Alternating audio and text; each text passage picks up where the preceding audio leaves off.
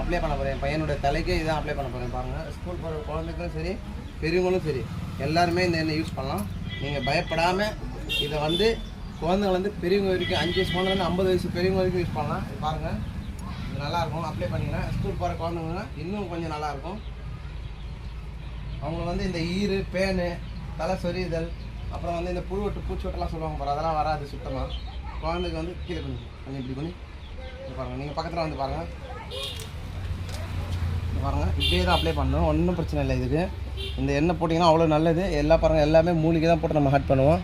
பாருங்கள், எல்லாமே மூலிகை தான். இதில் எந்த ஒரு இந்த கெமிக்கல் அதெல்லாம் ஆட் பண்ண மாட்டோம். நம்ம எல்லாமே மூலிகையான பொருள் போட்டு தரமாக ரெடி பண்ணியிருக்கோம்.